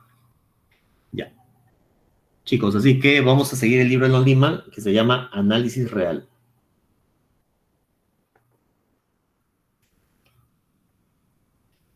Análisis Real. Nos dice volumen 1. Ya, si consiguen la versión en portugués, mejor, porque está más completa. Si consiguen la versión en español, que es la que por ahí se encuentra en internet, chicos, tiene bastantes errores en la última parte del curso. Si consiguen el libro o una versión más actualizada, mejor, ¿ya? Bueno, ese es el libro que vamos a seguir. Y en realidad, cualquier otro libro, ¿ya? Cualquier otro libro de análisis, ¿ya? Todos los libros de análisis valen. Cualquier otro libro de análisis. Todos los libros dicen lo mismo. Pero ¿por qué es tan famoso el libro de los Lima? Porque está muy bien explicado, ¿sí? Porque la didáctica de ese libro es muy buena, ¿ya? A pesar que hay algunos pasos que obvia y todo eso, pero el libro es bastante didáctico. Chicos, existe otro libro de Don Lima que se llama Curso de Análisis. Creo que ese no tiene traducción. Así que se llama Curso de Análisis. Volumen 1. ¿Ya? Este libro es un libro más pequeño, ¿ya? Y este es un libro más, creo que es el doble de tamaño, ¿ya? Por eso en Brasil se le conoce a este como el fino y a este se le conoce como el grosso, ¿ya? Así que este es el que vamos a hacer. Este otro libro lo pueden usar para leer más ejemplos, para leer más teoremas, porque obviamente tiene más contenido. Es un libro que se usa en los cursos de maestría, ¿ya? Y así que nosotros vamos a hacer este librito que es un poquito más chico, ya más adecuado para nuestro curso, que como les dije es un primer curso, es un curso introductorio al análisis real. Muy bien, chicos. Este libro tiene en la parte, al terminar cada capítulo, tiene una cantidad de ejercicios y problemas. Y inclusive en la parte final tiene las sugerencias para las soluciones, ¿ya? Pero lo importante es que ustedes intenten resolverlos, porque muchos alumnos se pasan pues horas de horas buscando solucionarios, ¿no? Otra cosita, ¿no? Cuando digo libro de análisis matemático, no estoy hablando de esos libros, solucionarios de análisis matemático, solucionarios de Midovis, no estoy hablando de libro de análisis, libro de verdad, pues, ¿no? Entonces, chicos, no anden por ahí buscando soluciones, intenten resolver los problemas. Y cuando por fin, si es que por ahí encuentran una solución, estudien la solución, pero analicen cuál es la idea central, ¿no? Porque detrás de cada teorema, de cada demostración, de cada solución de un problema hay una idea clave, ¿no? Entonces pregúntense, a ver, ¿cuál es la idea sin la cual el problema no hubiese salido? ¿Ah? Esa es la parte clave. ¿Sí, chicos? Bueno, y les decía que cualquier otro libro de análisis, ¿no? O sea, hoy en día el acceso a la información es enorme, ¿no? Antes solamente teníamos a disposición el libro de Don Lima. Me acuerdo que en la biblioteca de la facultad había un ejemplar de libro, ¿no? Que a veces desaparecía, ¿no? No había fotocopiadores en todas las esquinas, como, bueno, ahora tampoco se puede salir a fotocopiar, ¿no? Pero hoy en día pueden descargar los libros, ¿no? Está casi todo a disposición. Y cada mes salen más y más libros de análisis muy buenos, ¿ya? Muy buenos para consultar, ¿ya? Y para estudiar y aprender más. Muy bien, chicos. A ver, ¿qué más? Otro libro bueno es el libro de Rudin, ¿ya? El libro de Rudin. Walter Rudin, o Rudin, como dicen, realmente se dice. El libro de Rudin se llama bueno, tiene varios libros, ¿ya? Pero para nuestro curso sería el que se llama Principios de Análisis Matemático.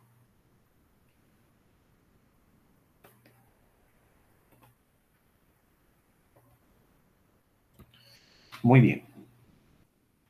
También hay un libro de Bartley, creo, ¿no? Chicos, hay bastantes libros, ¿ya? Y hay libros nuevos también que es muy buenos. Y cada vez que puedan lean Historia de la Matemática, la fuente de todo lo que estudiamos aparece, tiene sus raíces en los resultados y matemáticas de las más antiguas. Muy bien. ¿Qué más? Ya, a la hora la parte que varios alumnos están esperando. La evaluación. Chicos, ¿cómo vamos a evaluar el curso? Ya. Vamos a fijar bien las reglas ahora. Si alguien tiene alguna duda, tiene que preguntar hoy día. ¿Ya? Si alguien tiene algún pedido, tiene que hacerlo hoy día. No significa que vamos a aceptarlo, ¿eh? pero lo pensaremos. A ver, nuestra evaluación está formada por 2 exámenes. Un examen llamado parcial y un examen llamado final.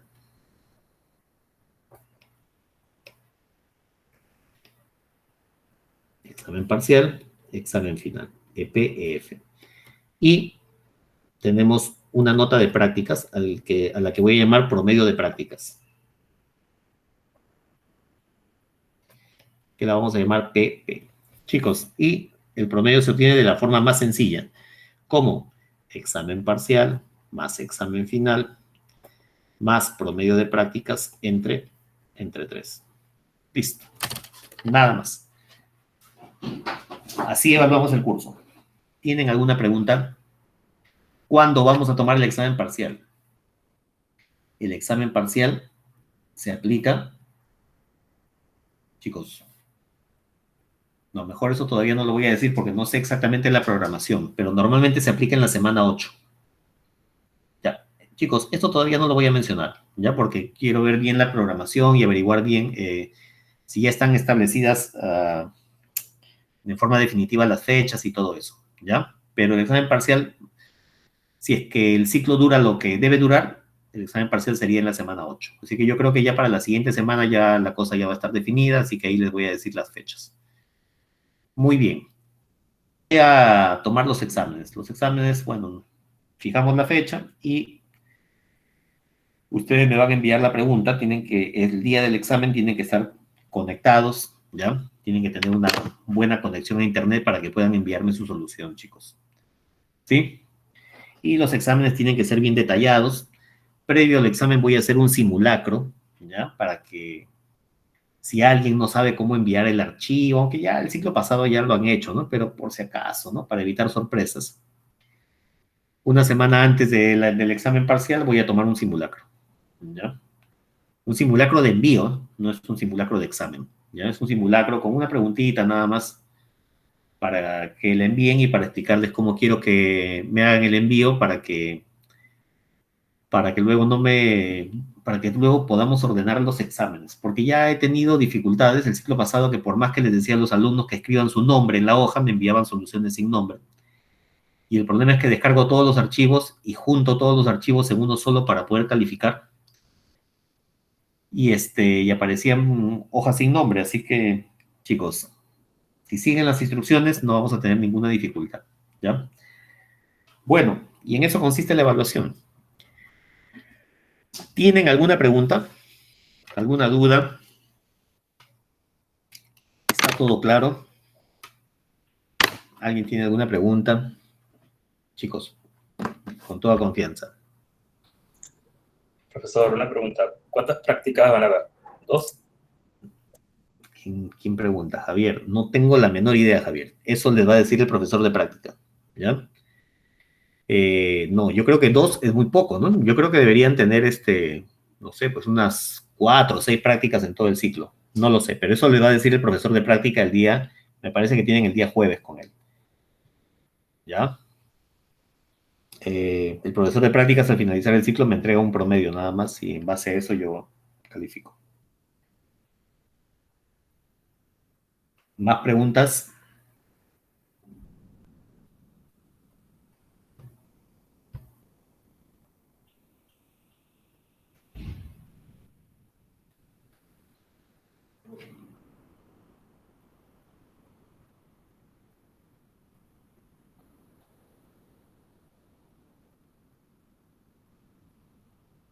Por acá tengo una pregunta en el chat. Dice, profe, ¿qué cosa es realmente una derivada? Si bien es cierto, sabemos derivar, pero quisiera saber qué cosa es realmente. Ya, ahorita te voy a explicar, Fleming. ¿Tienen alguna pregunta sobre lo que he hablado, chicos? Todo claro y todos de acuerdo, ¿no?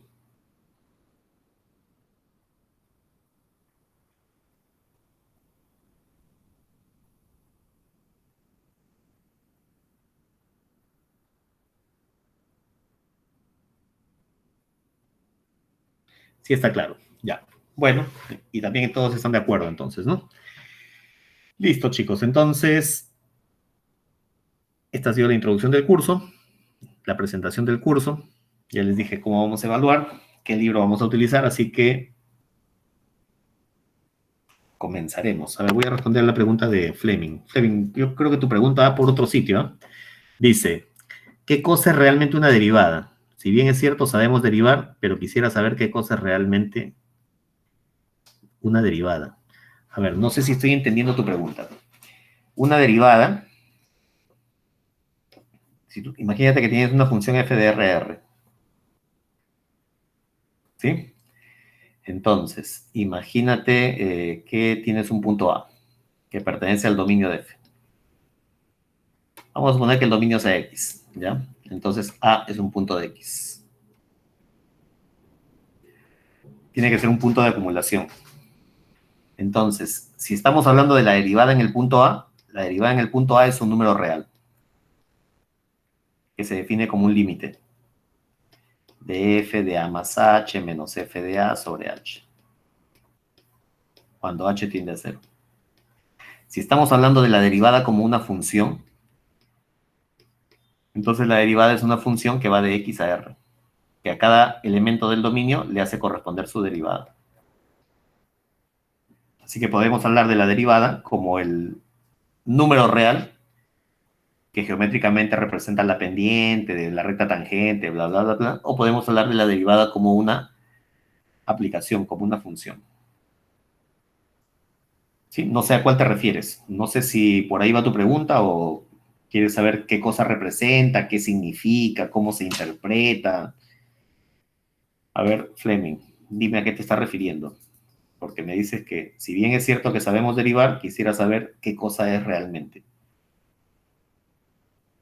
La primera. ¿Qué cosa es esto? Este es un número, entonces.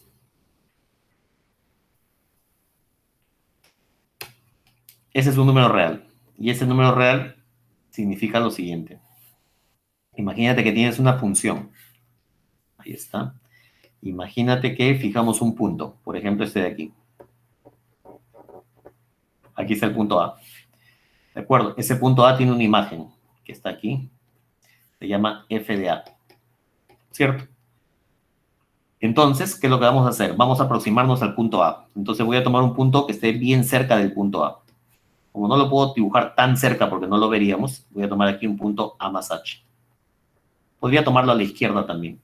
Ese punto A más H tiene por acá su imagen, que sería f de A más H.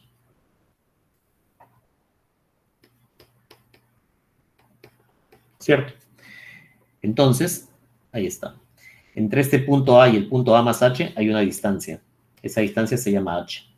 Y entre este punto f de A y f de A más H también hay una distancia. Y esa distancia se llama f de A más H menos f de A. Así que nosotros podemos interpretar este cociente de dos maneras. F de A más H menos F de A vendría a ser la diferencia de las ordenadas de estos dos puntos. Y H vendría a ser la diferencia de las abscisas de esos dos puntos. Así que esto de acá vendría a ser la pendiente de la recta que pasa a través de esos dos puntos. ¿Cierto? Entonces yo puedo tener por aquí vamos a dibujar una recta, que sería esta de acá. Es la recta que pasa a través de los dos puntos. ¿Cierto? A esta recta la voy a llamar L. Y entonces cuando H tiende a 0, ¿qué es lo que sucede? Si H va para 0, A más H va para el punto A. Y si A más H va para el punto A, y estos puntitos de acá se llaman A y B, significa que el punto B se acerca al punto A. Y si el punto B se acerca al punto A, entonces la recta L ya no va a cortar en dos puntos, sino va a cortar en un solo punto. Y la recta que corta en ese punto A se va a llamar recta tangente. Ahí está. Y la vamos a llamar LT. Entonces, este límite, ¿qué sería? Sería la pendiente de la recta tangente. La pendiente de LT. Esa es una manera de ver la derivada.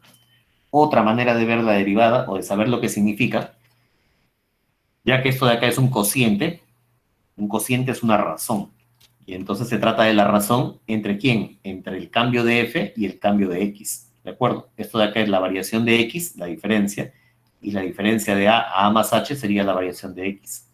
Así que lo que tenemos aquí es el cociente entre dos cambios, el cambio de f y el cambio de h.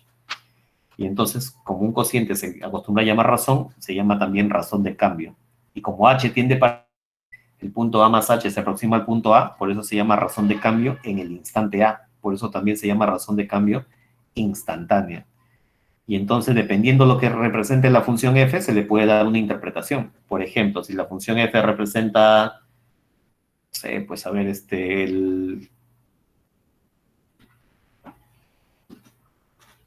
el número de contagiados por la epidemia, ¿ya? F de X representa el número de contagiados. Y la variable A está expresada en meses. Imagínate que calculamos f' de 5. Y esto de acá me sale 100. ¿Qué significa? Que la derivada de f con respecto a x, evaluada en x igual a 5, me ha salido 100. ¿Qué significa? Significa que el número de contagiados 5 meses después del brote de la epidemia o 5 meses después de la aparición de la epidemia aumenta a razón de 100 contagiados por mes. O por día o por semana, dependiendo de las unidades que utilices. Y si aquí hubiese salido negativo, significaría entonces que la variación es negativa. Significaría que el número de contagiados disminuye a razón de, al ritmo de, a la velocidad de, a una tasa de 100 contagiados por día, mes, semana o la unidad que utilices. No sé si eso responde a tu pregunta, Fleming. Por acá tenemos un testamento. Dice, profesor, de las tareas o ejercicios que usted pueda dejar. Víctor, yo pensé que estabas preguntando algo sobre el tema. Gracias por prestar atención a lo que estoy hablando. Fleming, ¿tienes alguna pregunta? ¿O ya está claro? Ah, ok, ya, listo. Bueno, a ver, ahora sí te respondo, Víctor. Dice, profesor, esto ya me suena a un pedido extra. Dice, de las tareas o ejercicios que usted pueda dejar o podría para los alumnos, nosotros en forma ordenada y por grupos le enviaríamos las resoluciones para que usted mencione lo que falta o en todo caso está errado en la demostración. Uy, Víctor, eso no lo puedo hacer. No lo puedo hacer porque, imagínense, miren, ahorita tenía 23 alumnos, pero veo que han ingresado aquí. ¿Cuántos alumnos tenemos ahorita? Tenemos 26, 24. Y unos 10 más que vengan. Imagínate que me envíen todas las semanas eso para revisar. No lo podría revisar. Si tienen preguntas así puntuales, aprovechen las clases y me van preguntando. ¿Sí? Si es un problemita, me lo puedes enviar y lo puedo revisar. Pero si es una lista y un conjunto de problemas que me van a ir enviando para revisarlo, chicos, la verdad que creo que no me alcanzaría el tiempo para hacerlo. ¿Sí? Porque aparte tengo otros cursos, tengo alumnos que están haciendo tesis conmigo, que les reviso sus tesis. La verdad que el trabajo virtual demanda mucho más tiempo que el trabajo presencial. Así que no me podría comprometer a recibir esos envíos, Víctor. Pero si tienes un problemita por ahí, de vez en cuando, me lo envías y yo te respondo. ¿Ya? Chicos, para todos. Si tienen alguna dificultad, ustedes me van consultando durante las clases. Ya me van preguntando. ¿Sí? Ok. Gracias por tu comprensión. Chicos, más preguntas, comentarios. Claro, sí, de preferencia todo en clase, por favor. ¿Ya? Profesor, ¿me escucha? Fleming, te escucho, dime. Bien, profesor, si bien es cierto, Newton, junto con Leibniz trabajando en la derivada, ellos, creo que fue Newton, no me acuerdo quién fue, dio la idea de los infinitesimales. Con eso construyó su teoría, ¿no? Sobre la derivada. Pero realmente, tiempo después, he estado leyendo que Berkeley, dijo que eso no existe, creo que en realidad no son números reales. Ahí quisiera que me explique un poco sobre eso. Que tiempo después ya Weierstrass con Cauchy ya dieron una base sólida, ya, ¿no? Pero prescindiendo ya de los infinitesimales. Ya, no sé exactamente a qué te refieres. ¿Te refieres a los delta X, a los deltas de la notación de cálculo? Claro. Ya, si no me equivoco, esa es la notación de Newton. ¿Ya? No es que Newton y Leibniz trabajaron juntos, ¿no? O sea, cada uno por su lado son los creadores de las bases del cálculo, ¿no? Hay un libro creo que es ya me olvidé de quién es, a ver, déjame ver. que se llama Análisis Infinitorum. A ver, acá lo tengo.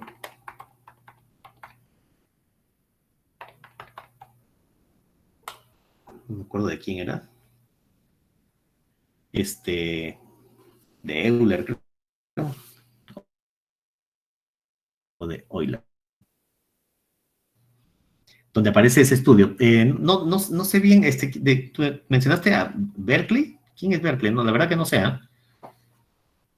Que él dijo que estaba mal, que no eran números reales. Sí, pues eso fue lo que he leído. Lo que abrió. ¿Quién es? ¿Cómo se escribe? Tiene el nombre de una universidad prestigiosa de Estados Unidos, por eso me acuerdo, Berkeley. Berkeley. La verdad que nunca he escuchado de un tarro de Berkeley, ¿eh? No te podría responder eso. Entonces, ¿Lo has leído en un libro o en una página de internet? no, libro, de análisis. Ah, ya. ¿Así? No sabría responderte eso, Fleming. No he leído Entonces, su Berkeley. sobre los infinitesimales que Newton hablaba, justo al momento de hacer su teoría de la derivada. Los infinitesimales son a ver, ¿dónde está mi lápiz? Lo dejé. Esta h que aparece aquí es el infinitesimal. Esa h es el delta x. Lo que pasa es que si ustedes revisan los libros antiguos de cálculo, entonces aquí en lugar de esta h, lo voy a modificar aquí arriba, en lugar de este h utilizaban un delta x. Un delta x y un delta x. Y a eso le llamaban los infinitesimales. En la notación moderna ya no se usa mucho el delta x, sino se coloca cualquier otra letra, pues un h, ¿no? Como yo le he colocado, ¿sí? Y entonces cuando veían una variación como la del numerador, que en el numerador yo tengo sería f de a más delta x menos f de a, ya que esta es la variación de f, se escribía así, ¿no? Delta f. Y abajo, delta x, ¿cierto? Y entonces, si ustedes revisan los libros de cálculo más antiguos, la derivada se define así, como el límite cuando el delta x tiende a 0 de delta f sobre delta x. ¿Sí? Y esa es la definición de la derivada. Y de ahí viene también la notación que usa Leibniz, porque esta notación f' es de Newton y la notación de Leibniz es esta, ¿no? De f sobre dx, ¿no? Que esa notación viene de aquí, ¿no? Variación de f sobre variación de x, ¿no? O la razón de la variación de f con respecto a la variación de x, ¿no? Pero esos infinitesimales son los delta x, que son las letras h que he escrito aquí en esta definición. Ahí está, George Berkeley. No he escuchado de él, ¿eh? Voy a averiguar un poco. Y a ver si me dices qué libro es. ¿Qué libro es? ¿De qué autor es? La verdad no me acuerdo el nombre, pero sí, bueno, si quieres, bueno, lo pongo en el Classroom y bueno. Ya, pásame o mándame un correo con el nombre del libro. O si tienes el libro en digital, mándamelo, ¿no? Para darle una miradita. Para ver. Que Cauchy hizo, que lo formalizó junto con Weierstrass. Mm. Porque a partir de ellos ya el cálculo ya tiene una base sólida y ya no es como antes, en los tiempos de Newton. Ya, pero ¿cuál es tu pregunta? No entendí. No, justamente eso. ¿Qué fue lo que hizo Cauchy? ¿Qué fue lo que hicieron Cauchy y Weierstrass con respecto Ajá, a lo que hizo Newton? claro, ajá. ¿En qué cosa? Claro, No tengo idea. No te puedo responder eso. No lo sé.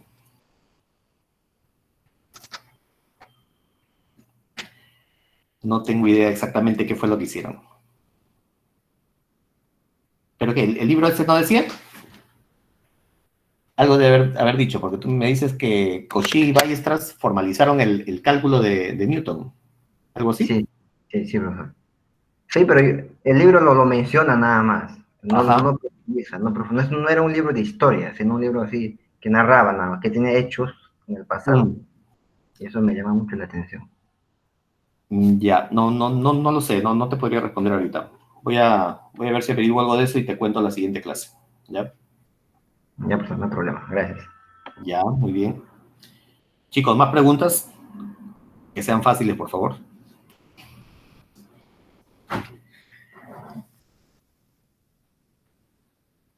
Muy bien, yo creo que ya merecemos descansar, ¿eh? Así que son 8 y 18 más 15. 8 y 32. Ya. 8 y 33, 35. Ya, chicos, vamos a descansar hasta las 8 y 35. ¿Sí? Vamos a parar la grabación. Ya.